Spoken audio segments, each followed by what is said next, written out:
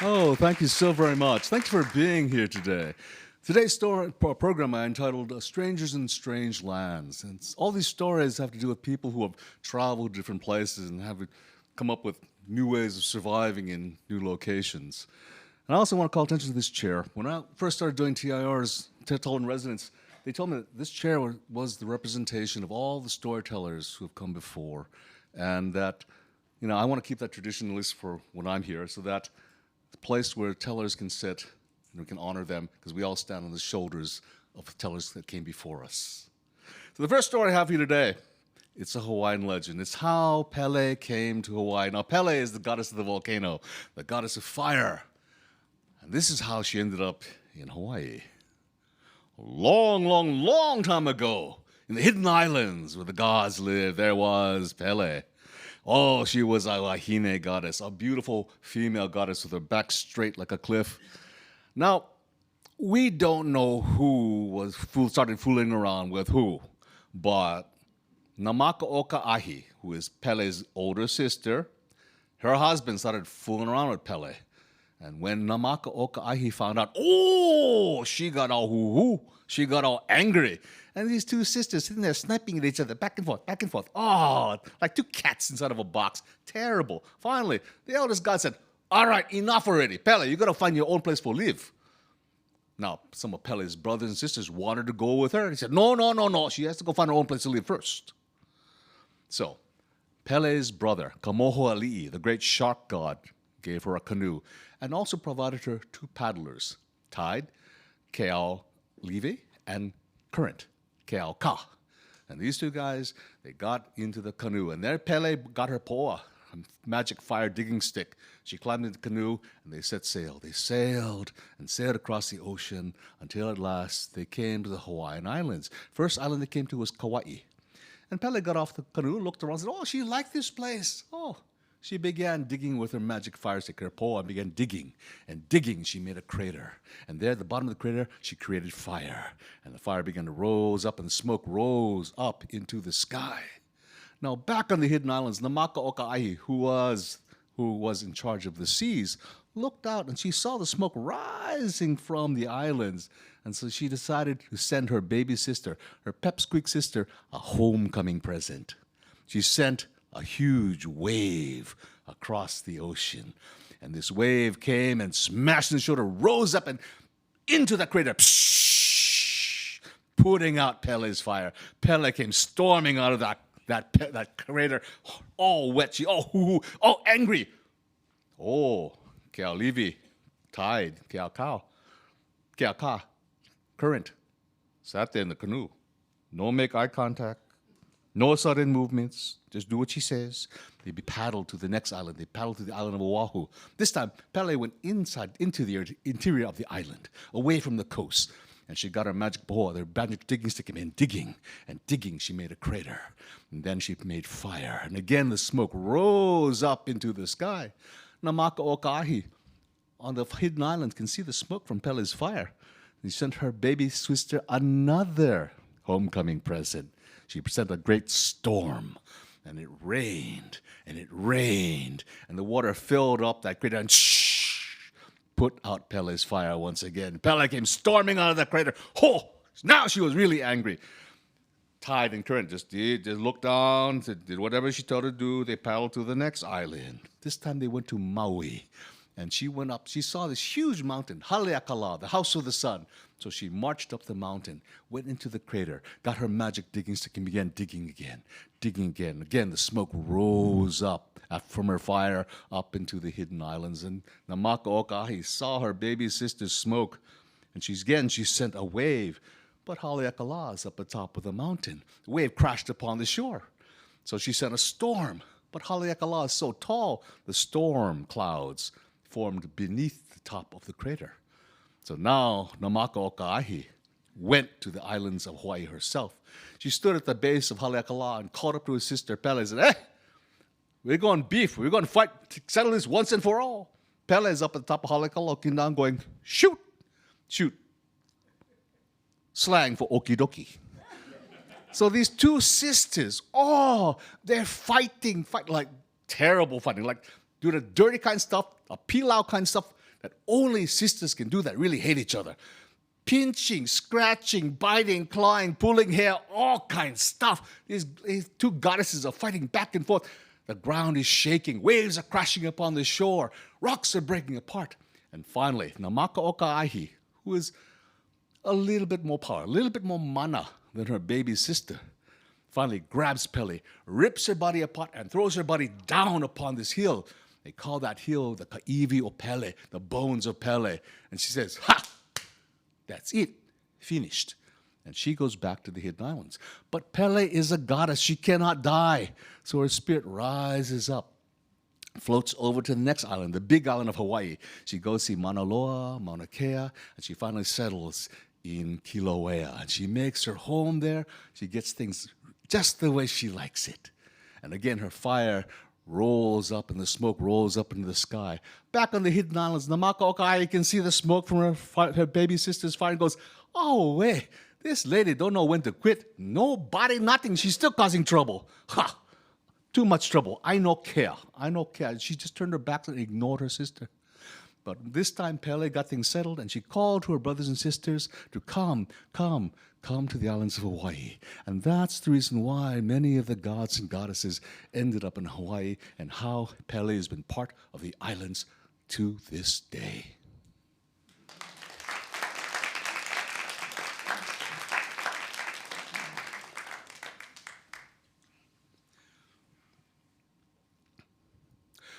I was standing in the stern when the rogue wave hit.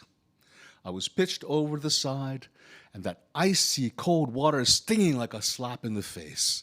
I clawed my way to the surface, gasping for air. My sodden clothes threatened to pull me under, and I saw with horror that my boat, with all its sails set, was continuing on without me. I swam toward it and called myself aboard with numb fingers, and that's when I realized that my sea chest was missing. In all my practices of capsizing my vessel, I had lost some provisions. I lost my rudder, but I never lost my sea chest. So I turned it around, set about, recovered my chest, and realized that I had forgotten to lock it. Every time I ever tried this, I always locked my sea chest, but now my compass, some books, and my pistols were all gone, and everything in the chest was soaking wet. My grand plan was unraveling before my very eyes. It's 1848, I'm 24 years old, and I'm off on a grand adventure. My plan was to sail close to the coast of Japan and pretend to be a shipwrecked sailor and make my way into the hidden kingdom of Japan. Japan, the hermit kingdom. It had been sealed off from the outside world for 200 years by imperial edict. Shipwrecked foreign sailors were said to be killed. Shipwrecked Japanese sailors could never return home. Those that did were said to be put to death. Well, my plan was to pretend to be a shipwrecked sailor from a whaler.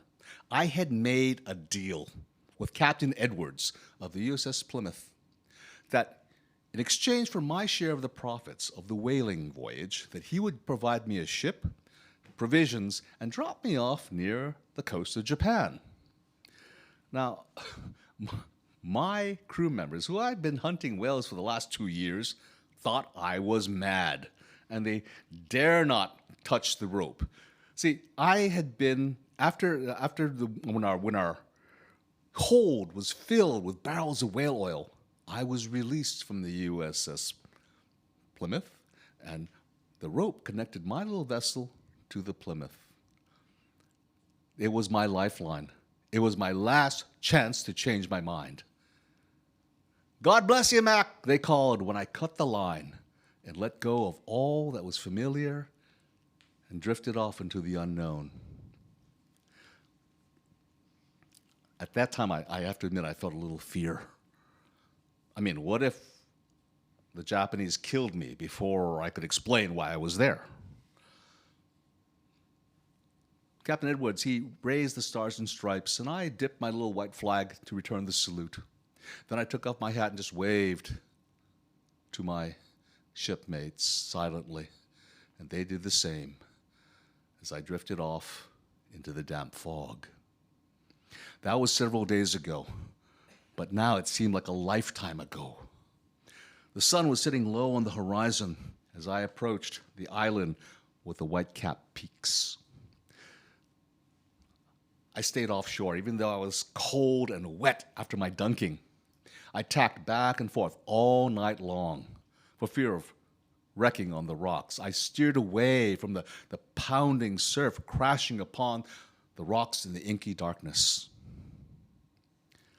Growing up, I'd heard the story of the three Kichis. Now, this Japanese coastal trader was caught up in a huge storm with a cargo of rice and china.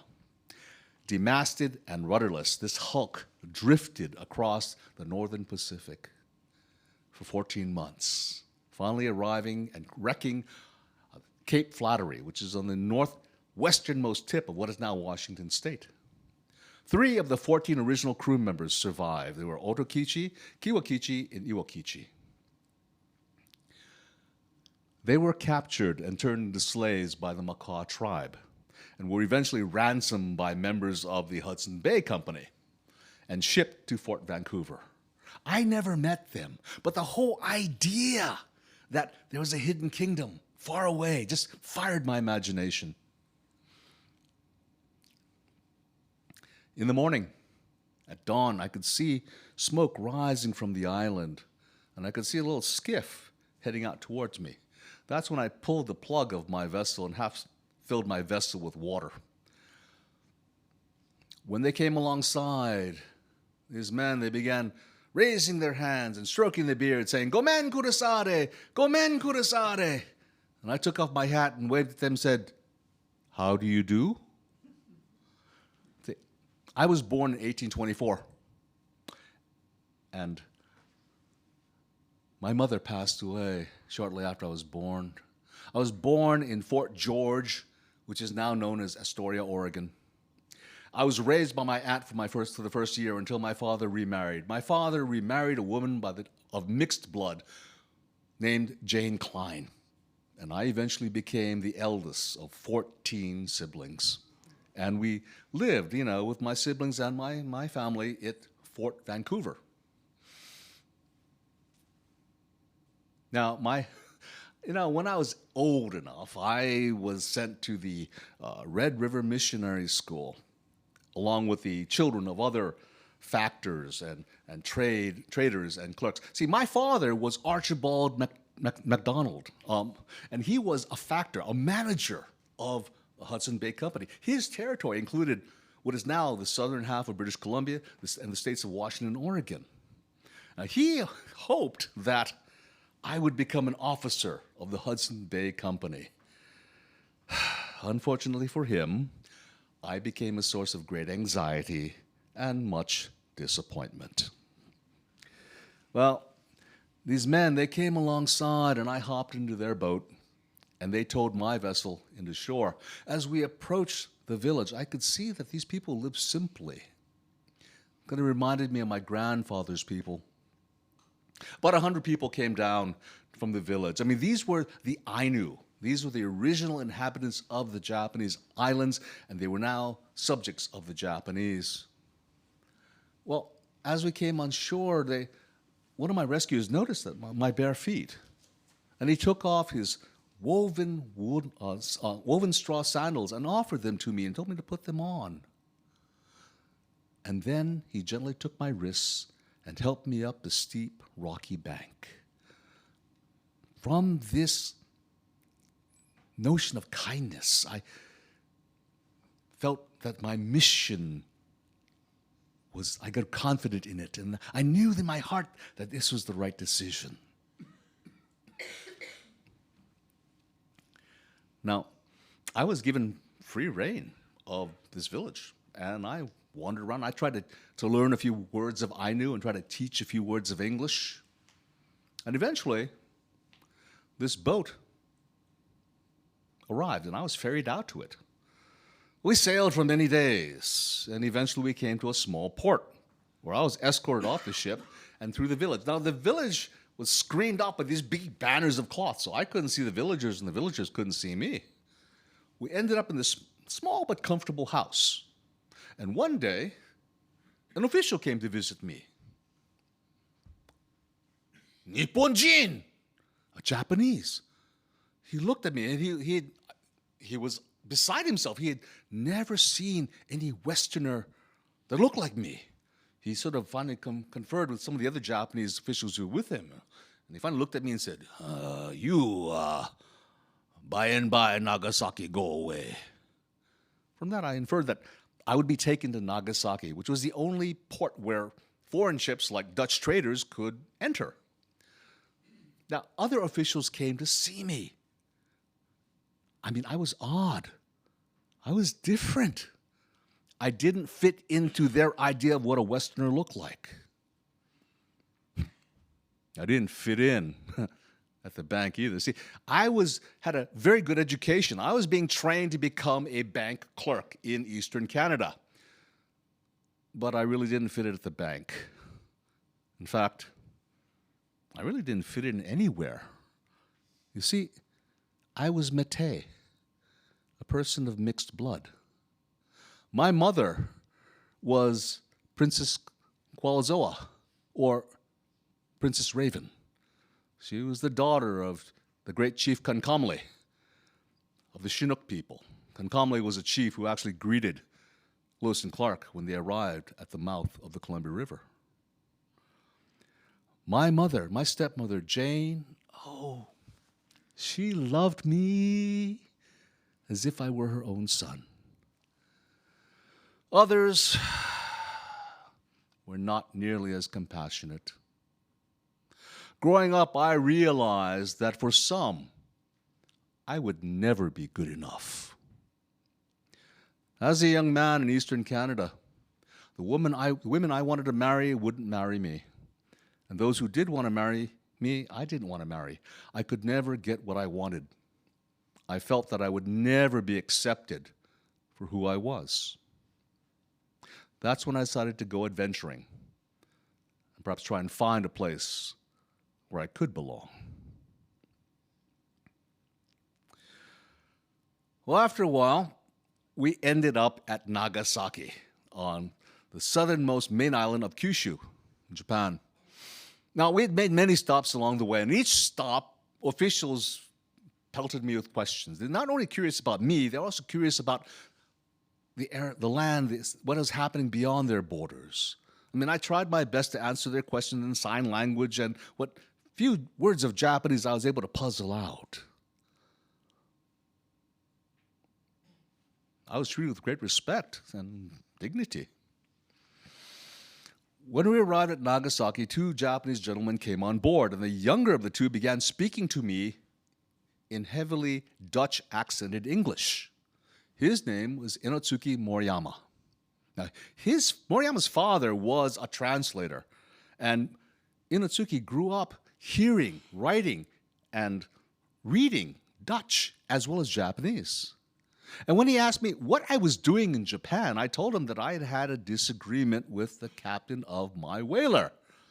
He couldn't understand, and finally he gave me this book, an English-Dutch dictionary, and he said, look up the words.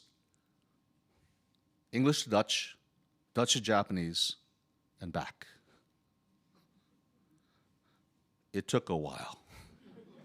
And finally he came to understand that I had left the whaler in the middle of the ocean due to a disagreement with my captain. And he looked at me and said, Kimotama no fotoyatsu. You're a man of great heart, a man of great courage. He also told me that the next day we would be meeting the bugyo, the magistrate of the area. Well, the next morning he came, he collected me, and we went to go and see the magistrate. And there are all these other officials and Japanese soldiers there, and he told me to kneel like a Japanese with my legs tucked underneath me. And suddenly there was all this rustling, and I looked around, and everyone had their faces on the floor, their foreheads on the ground. And Moriyama looked at me and said, you must show respect. Bow down. Do not look up. Well, I looked and saw this short, plump man enter the room, and my heart was pounding, and I eventually did kneel, but it's like, not before I stared this man in his eyes to get a good measure of him. Then I heard that phrase that I heard before. The magistrate stared back at me and said, Ginotama no fotoyatsu. You're a man of great heart. Well, after I answered all of the magistrate's questions, my life kind of settled down to a quiet routine. Every morning I'd get up and my students would arrive and I'd teach them English.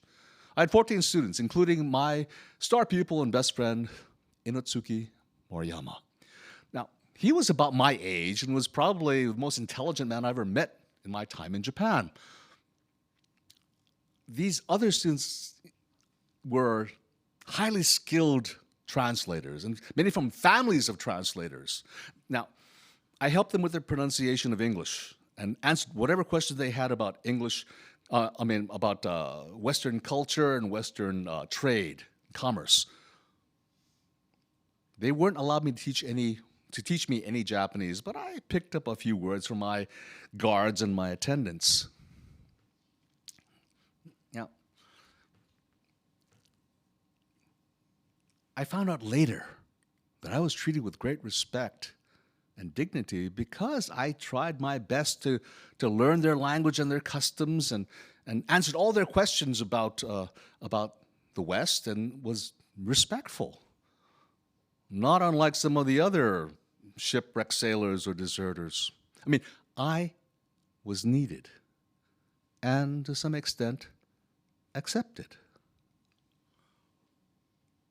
Well, for the next 7 months, I went and helped my students with their pronunciation of English. And one day, in April, cannons were going off, announcing the arrival of the annual Dutch trading ship, but it seemed to be rather early for the Dutch ship to arrive. A few days later, the USS Preble, an American sloop, came into Nagasaki. And the first person aboard was my student, Inotsuki Moriyama. A few days later, he came to see me and he told me that the USS Preble was here to take me and my countrymen back to America. This is the first time I've even heard that there were even other Americans in Nagasaki. And then the full import of what he was telling me settled down upon me. Moriyama-san, I'd hoped to stay here, to continue to teach English and to perhaps become a translator. I see that's not to be. I want to thank you for your friendship and your kindness. I will miss you, my friend. Arigato. Thank you. And sayonara. Goodbye. And I will miss you too, sensei, teacher. Thank you for teaching me, and thank you for being my friend. Arigato gozaimasu.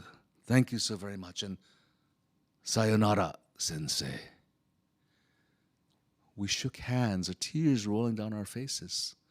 I mean, I was the first teacher and native speaker of English in Japan who really wanted to be there.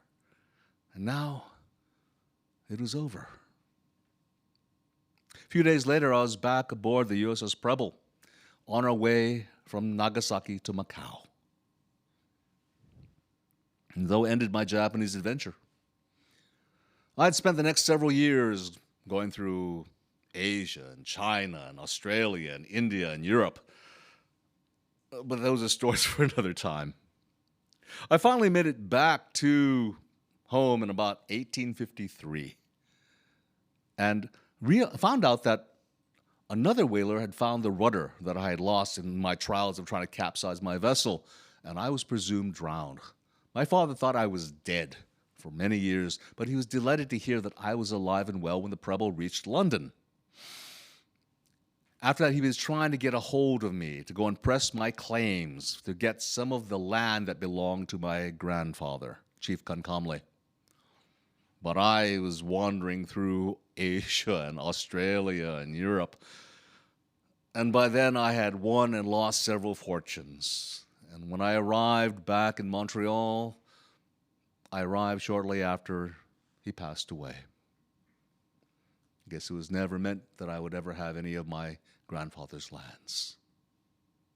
Well, I continued to be an adventurer for the rest of my life. And finally settled down in the old Hudson Bay Fort at Coville, which is the northeasternmost tip of coast, most northeastern corner of what is now Washington State, near the Canadian border.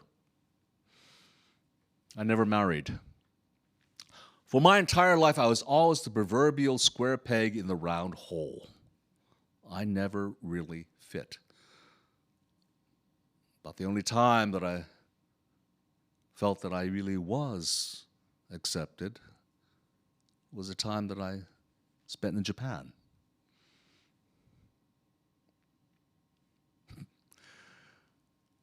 But that was a long time ago. And now I'm just an old man and I just go tell stories.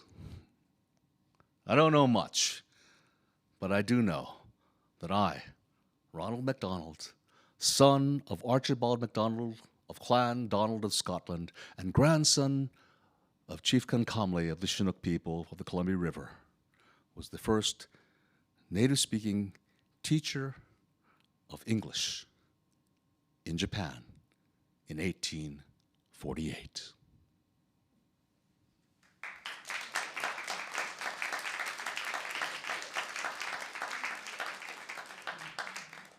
Now, there's a little side story. I made mention of the story of the three Kichis, and here's a real Cliff Notes version of what that was all about. 1832, this boat, the Honju Maru, set sail from Onoura, which is near Nagoya, on its way to Edo, Tokyo, with a cargo full of rice and china. They get caught in a huge typhoon. Now, this is a coastal vessel with a rudder that can go up and down to go and ply through, shallow coastal waters. Deep water vessels are not even allowed to be made in Japan at this time, and a coastal vessel is not good in deep water. This boat goes out, it doesn't show up in Tokyo, everyone thinks that they're lost. They're still alive. What happens is, caught in the typhoon, they're demasted, the rudder is stripped from the boat, and this now hulk is at the whims of the current. They're caught in the Kuroshiro current, the black current that sweeps around Japan, goes up over the top of the northern Pacific, and hits North America. For 14 months, they drift. They have rice to eat, food, whatever fish they can catch, and occasionally the really bad luck to the seagulls that happen to land on deck. They capture rainwater to drink. But what they don't have is vitamin C. Most of the crew die of scurvy. When they crash land on the boat crashes at Cape Flattery, which is the northwesternmost tip of the state of Washington. These three men, they're weak. They're captured by the Makah tribe, and they're taken which is custom at the time, as slaves. Now, John McLaughlin, who's the factor, who is the head manager of this whole territory, southern British Columbia, Washington, Oregon, hears about them through word of mouth. It comes down through the trading routes. He sends an overland expedition as well as a sea expedition to go and basically buy these slaves from the Makah, and they're brought to Fort Vancouver. And for the first time, these are the first Japanese sailors ever to be in the state of Washington. Now, Fort Vancouver is probably one of the most cosmopolitan places in the entire West Coast at this time. There are Scottish and English and Irish traders. There are French-Canadian trappers. There are Hawaiians there. There are probably half a dozen Native American tribes. These Japanese people are just overwhelmed at this cosmopolitan nature, all these different languages being spoken. See, in Japan, one culture, one language, and they're amazed.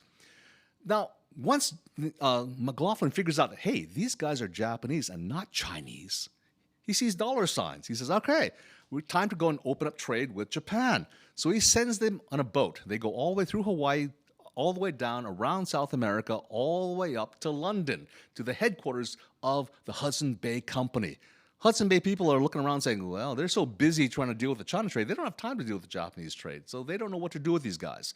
But these are the first Japanese ever to go and see London. They're put on a boat.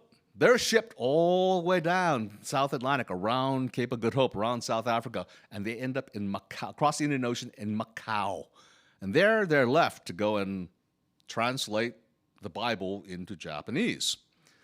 Well, some missionaries decide, well, we should send them to Japan. Well, they get on a boat, they head toward Japan. As soon as they get close to Japan, the Japanese open fire with cannons. So they turn around and go back to Macau.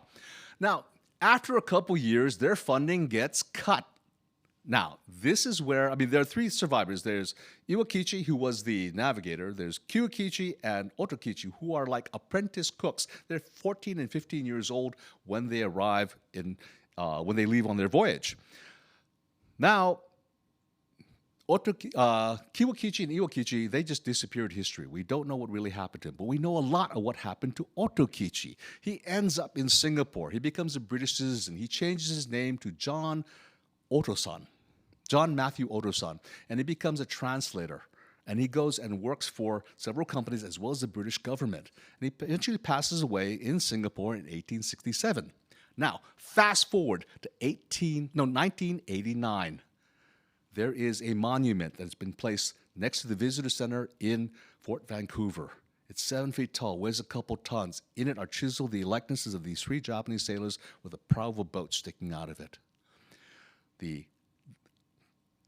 Boy Scouts of this area where that boat is from partners with the Centennial people in Washington, as well as the Japanese-American Citizens League, as well as the National Park Service to dedicate this monument.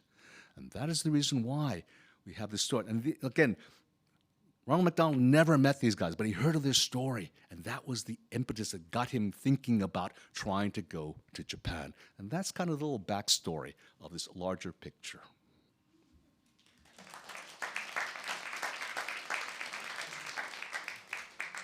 Now thinking about Japan, next story I have for you is a folktale from Japan. It's called The Sea of Gold. And in Japan, they always begin folktales with Mukashi, Mukashi, aru tokoro ni. Once upon a time, there was an island. And on this island, everyone became a fisherman, except this one boy. His name was Koichi. Now, Koichi, he was a little slow. And no one wanted to take time to teach him to become a fisherman. You're so slow, I can't teach you anything. You'll never become a fisherman. But he was kind and he was gentle and he really wanted to work. And so eventually he got a job as a cook on one of the fishing vessels.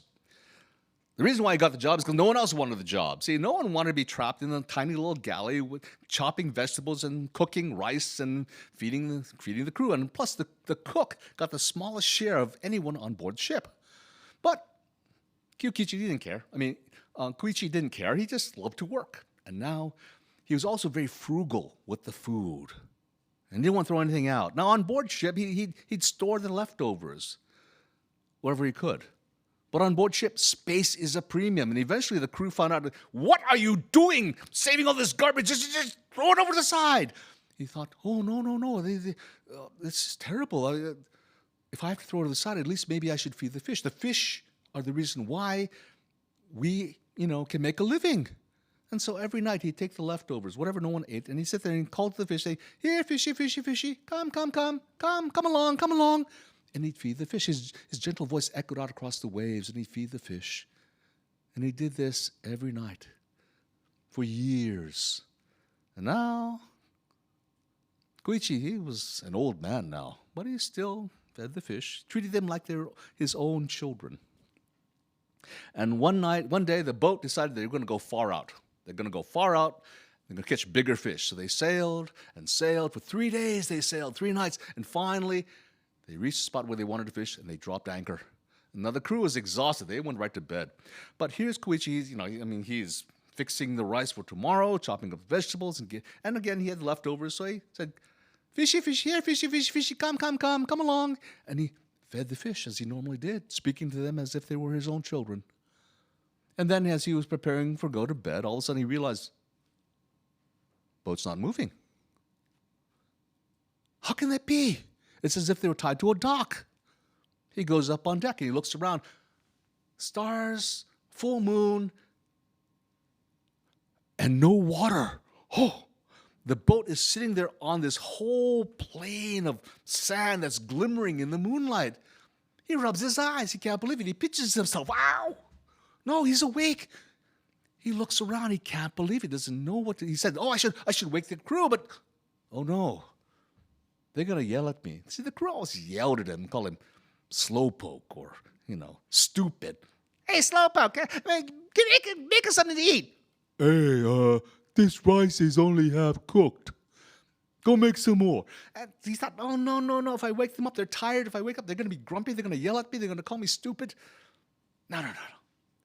But he looked around. He dropped a rope over the side. He climbed down. He looked around, picked up some sand. Yeah, it glittered in the sand. And there was no water. He said, no, I got to remember this. And so he went back up. He caught a bucket, filled it full of sand so he would remember this night. And he put it under his bunk and he went to bed. Next morning, he woke up and the boat was moving again. How can that be? He went up on deck and sure, the water was back. And then the crew came on deck and he couldn't help. He couldn't keep it himself. He told them what had happened last night. I mean, the stars were out and this boat was sitting on this bed of sand. It was glistening in the moonlight. The crew just looked at him saying, Koichi, you've been drinking. You're drunk. Oh, just go and make us some breakfast. Oh, Slowpoke's brain is finally melted. No. I'll prove it to you. And he reached under his bunk and he pulled out that bucket full of sand and said, it's here. This is the sand I got from last night. This isn't sand. It's gold. And all of a sudden, all the fishermen started grabbing for that bucket. And the oldest fisherman looked at them and said, no, stop. No, Koichi has been feeding the fish all these years, treating them as his old children. And the great Dragon King of the Eastern Sea has seen this and rewarded him. No, we've all been calling him stupid and slowpoke. No, this reward belongs to him. Koichi, you're not a fool and you're not stupid. You are kind and generous, and this belongs to you. And all the other fishermen looked at each other, they looked at Koichi, and they felt ashamed. All these years calling him all those names. And they slowly went back to work. By the end of the day, the boat was filled with fish, and they headed back to the island full of fish. And when that boat set out again, Koichi was not on board. With that gold, he had enough money. He could go and build himself a little house and got a little boat, and he went out and fed the fishes whatever he pleased. And he lived a long and happy life and was very careful with his money, and he lived peacefully to the end of his days.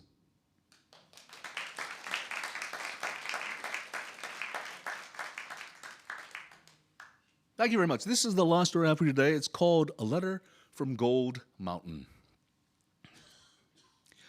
Dear family, good health and long life and many blessings to you all.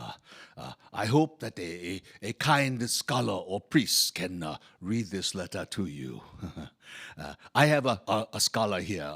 I talk, he write. He's very good. I not know if other letters reach village. I not know if elders or family or parents are still alive. So I will start at the beginning.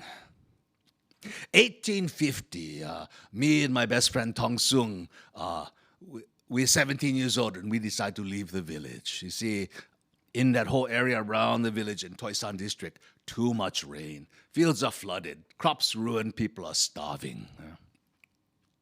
And then some people come to Toisan district, Chinese people. They come from this faraway place. They say they've been to a place called Gamsan, Gold Mountain, America. There they found gold. They got rich. And now they come back China. Me and Tong Sung, we think about maybe we go Gamsan. Maybe we find gold. Maybe we send money back to family in China. And after a few years, maybe we come back to village in China. But going to Gamsan, very expensive. Entire family gather money, pool money, have just enough to send me from Canton, China, all the way to San Francisco, California, Gamsan. So, one day, me, Tong Sung, other friends, we set out for Canton. We walked 3 days, big port city, Canton, get on ship, big wooden ship, sail across ocean to Gamsan, America. Ocean, no good. Waves big like mountain. Wind scream like ghost. Boat like leaf, twist, toss, turn inside water. Oh, we all get seasick. We all throw up. Oh, we don't get used to the stink. Oh. Finally, we arrived, Gamsan, America. We come to San Francisco, California. We start looking for gold, but no can just pick up. Oh, no, easy gold found already. No. We have to spend weeks, months in cold stream, panning for gold. We get pan full of sand and mud, and we swirl inside the cold water. We swirl, not too fast, not too slow.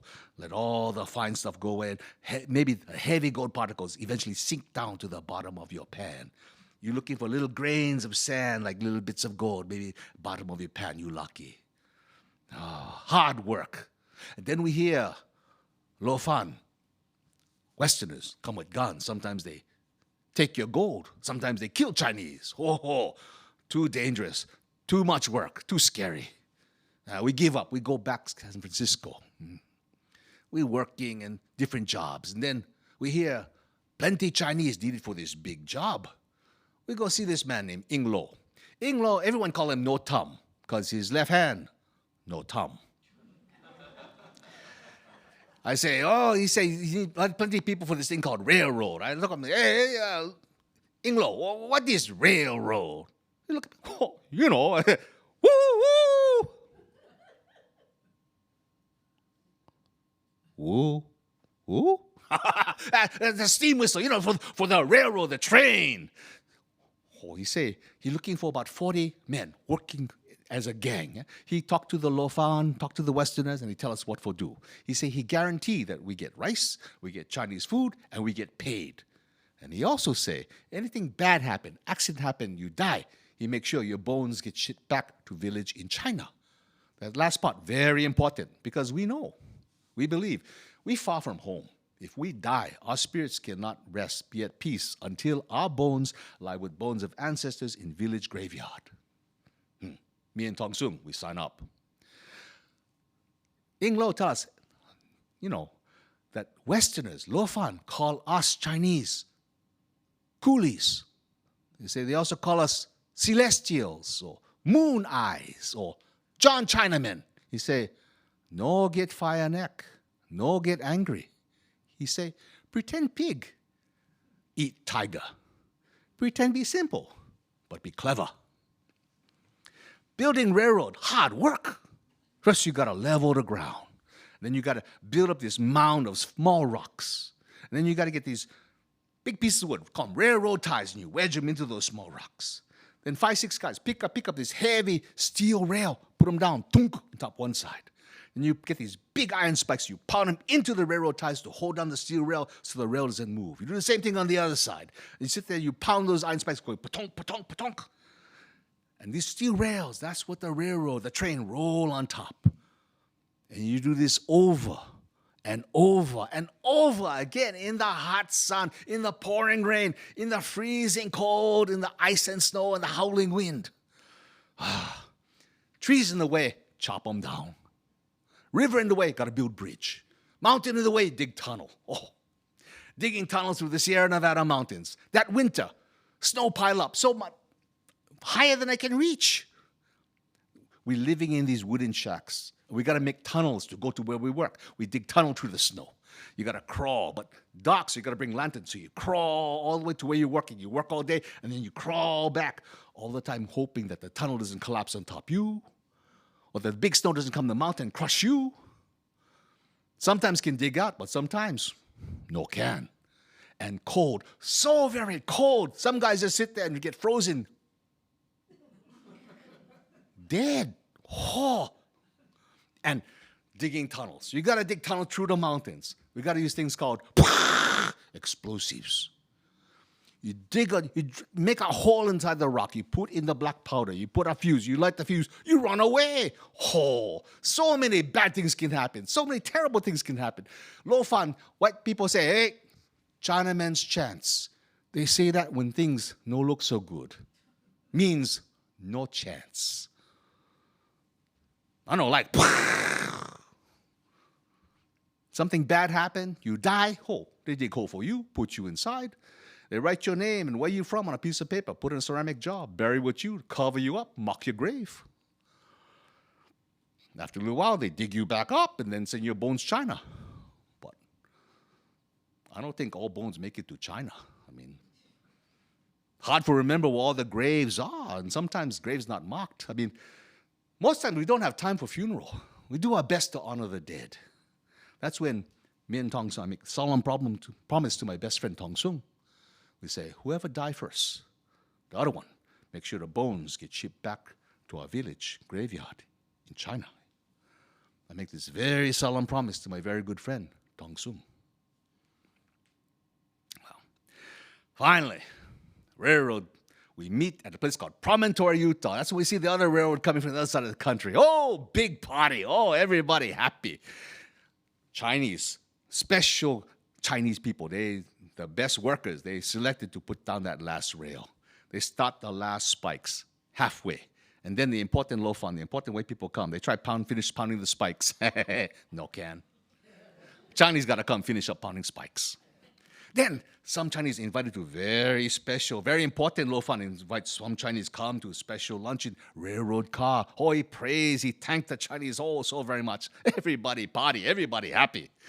But railroad finish, got to find a new job. Some people go back China. Some people go back San Francisco. Me, Tong Sung, we think, well, we go try a new place. A place called Seattle. Tong Sung say, he stick with me because I lucky. He say, I need him to keep me out of trouble. We go back San Francisco. We get on a boat. We sail up from San Francisco to Seattle. We're working in Chinatown, different jobs. And after a while, Tong Sung say, hey, Ming Wong, we go back panning gold. We get plenty of money one time. I miss family. I want to go back to China. Hiya. I tired dangerous work. I want safe work, steady work. I'd rather stay here, work in city. I mean, but I don't want to abandon good friend Tong Sung. I mean, difficult. Like getting moon from bottom of pond difficult. Like putting angry rat in pants difficult. I pray Kuan Yin, oh, please tell me what for do. Goddess of mercy, please tell me what to do. Steady work, don't get paid much, but I safe, family safe. Take a long time for save enough money to go back China, but it's safer. I wish my very good friend, Tong Sung, good health and long life. I said goodbye to my very good friend Tong Sung. I stay Seattle. I get job as houseboy, domestic servant to nice low-fun family, Kimball's. Oh, they teach me how to cook their food, how to serve their food. Oh, they're good to me. And they also teach me a little bit English. Eventually, I get a new job, working for a merchant in Chinatown. He hired me because I know a little bit English. Now, we buy fruit and vegetables from nearby farms, and we sell. I keep the best fruit and vegetables for restaurant customers. They say, oh, your fruit vegetables are the best. And they get the best part of the vegetables. They chop them up. They serve it to their very important Chinese customers with their very entertaining, important clients. I don't know if this is true or not. My restaurant friend tell me this story. He say, low fun. White people like coming to Chinatown to eat exotic food. But most time they go, ooh, too spicy, too spicy. Well, he say, almost closing time. And these low fun come in. They demand service. They hungry. They want to eat something. He look in the kitchen almost out of food. All he got left is like the stuff, leftover vegetables and meat, stuff he wouldn't serve his best customers. Never mind. Chop up the vegetables, throw them inside. Chop up the meat, throw them inside. Make gravy, stir them up, make bland. No put no spice, nothing inside. Put them on a plate, send it to the low fun. Low fun eat. Low fun like. It's pretty good. Okay. My friend go inside, talk to the cooks in the back. The cooks start laughing hysterically. They're going, okay. See, back in Toisan, we call this dish satsui, leftovers. Lo Fan cannot pronounce that, so they call them chop suey. My friends say, oh, you special friend, you come, you eat for free. I say, okay. But me, I never, ever order chop suey.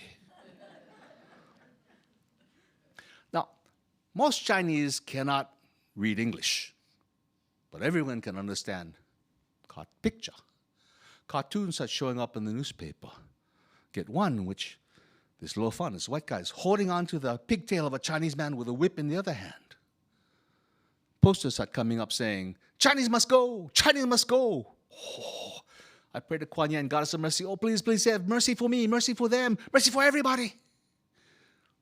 Then, get special law passed, 1882, Chinese Exclusion Act. No more Chinese laborers allowed to come into the United States. If you leave America, you cannot come back. Law say Chinese cannot vote. Law say Chinese cannot become U.S. citizens. Ooh. Most Chinese in America this time, men, very few Chinese women. Places like Oregon get law say Chinese no can marry Lo Fan, no can marry white people. Most Chinese communities make very few families, mostly single Chinese men. Whew, hard times. But we kind of get by with some kind Lo Fan families, kind white families. The Kimbals, they take care of us. The customers come to our store. They all try to keep us safe. So me safe, and the merchant safe, and his family safe. Hard times. But not all bad. Merchant really like me. Merchant get daughter. She really like me too. We get married. Oh, I happy man. I lucky man. Oh, and then we get family. Then everybody happy. Woo-hoo. 3 years later, 1885, we hear about what happened in Tacoma. Tacoma, big city, south of Seattle. In October, papers handed out in Chinatown saying all Chinese must leave by November 3rd. Some people get scared. They pack up, they leave. Other people, they go, rubbish, throw them away. November 3rd come. All these Lo Fan come into Chinatown. They kick in the doors. They grab the Chinese. They pull them out in the street. They say, we told you leave. Wait, no time, you leave. They grab everyone. They march them down the street. They march them. 7 miles they march them down. To the railroad station they help build. They march them down there. There's a train there. They put them on the train. Women, children, old men, even a dead body. They put them on the train and say, send them down to Portland and say, no, come back. Next night, Chinatown, catch fire, burn, make all the clouds turn red. Chinese must go. I don't like, but I got to tell true. May 1887, Snake River, Hell's Canyon, Eastern Oregon, Idaho border. Over 30 Chinese miners killed, shot dead. They're panning for gold. They're doing good. And then these bad Lo Fan, these bad white people come inside, kill everybody, take their gold, throw the bodies in the river. Sheriff come, arrest some of these bad Lo Fan, get trial. But nobody go jail. Nobody care. Just Chinese, they say. One of the Chinese miners killed my good friend, Tong Sung. Please tell his family, I'm sorry. I cannot send his bones back to China. I don't know where his bones are. I'm sorry, my good friend. I cannot keep promise.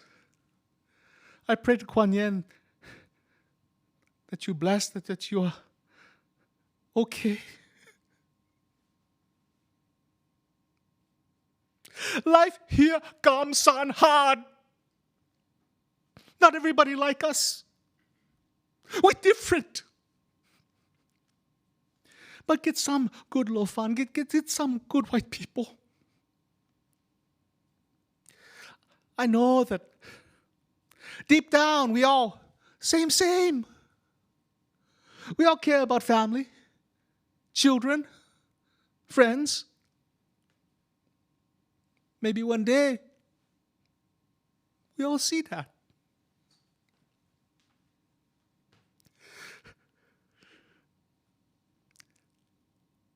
I pray that Kuan Yin remind me that friends, family important. I don't forget my good friend Tong Sung. Life here comes on hard. But family here. Future here. I stay America. I hope, I pray that children's children one day have easy life. No have to live like me. No pain. No suffer. I pray that one day children's children stand tall. Be proud. Don't be ashamed, be Chinese. I hope, I pray, one day, children's children become Americans.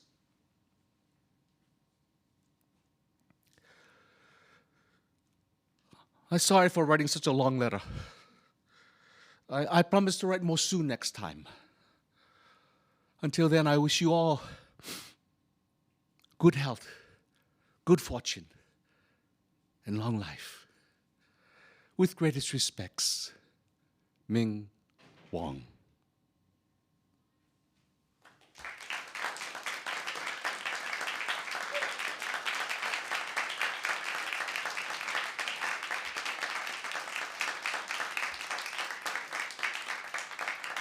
Thank you very much.